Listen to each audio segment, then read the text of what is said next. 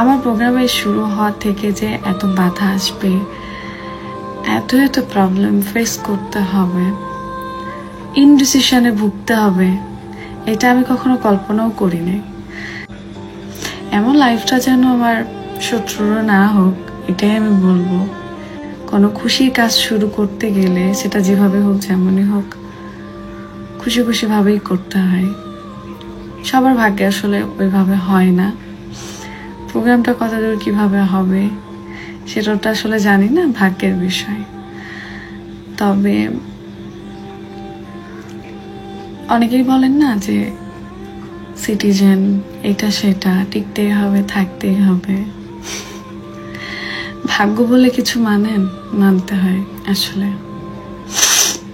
যাই হোক, স্মৃতি, টাকা পয়সা, সিটিজেন সব কিছু দেখার পাশাপাশিও কিন্তু জীবনে দ্বিতীয়বার ডিসিশন নেওয়ার বেলা এটা চিন্তা করেছে 3 বছর পরে কেউ তার পাশে দাঁড়াবে, তাকে সাপোর্ট করবে, যে কোনো প্রবলেমে পড়লে বলবে কিছু হবে না, আমি তো আছি। ইনডিসিশনে ভুগলে স্মৃতিকেই বরং আরো ভালো ডিসিশন দেবে, মেন্টালি সাপোর্ট করবে। অসুস্থ হয়ে পড়লে হয়তো মাথায় হাত বুলিয়ে এতটুকু বলতে পারে, ঠিক হয়ে যাবা। এসব চিন্তা করেই কিন্তু একটা মানুষ ডিসিশন নেয়। আবেগের বয়স অনেক আগেই পার করে ফেলেছি। সো এখন যারা এইসব কথা চিন্তা করতেছেন, যেসব কথা বলতেছেন, কষ্ট দেওয়ার জন্য তো সমস্যা নেই। অনেক সময় তো নিজের মানুষই নিজেদেরকে বুঝে না, তো আপনারা কি করে বুঝবেন?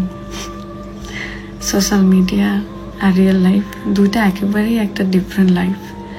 সোশ্যাল মিডিয়াতে ঘুরছি ফিরছি, টিকটক করছি, খাইছি, ভালো ভালো সবকিছু শো করছি, কিন্তু এর বাইরে একা একটা মেয়ে কিভাবে চলছে জানেন? অনেক অসহায়ত্বের মতো চলছে। যাই হোক, সবাই যেন ভালো থাকুক, আর দিন শেষে সবাই যেন ভালো কিছু পায়। এত তো কারো ভালো কিছু দেখে পারলে তাকে অ্যাপ্রিসিয়েট করেন, তাকে কংগ্রাচুলেশন জানান, তার খুশিতে খুশি হওয়ার চেষ্টা করেন। এত দুঃখ পাওয়ার কিছুই নেই। আল্লাহ যা করে ভালোর জন্যই করে। Thank you.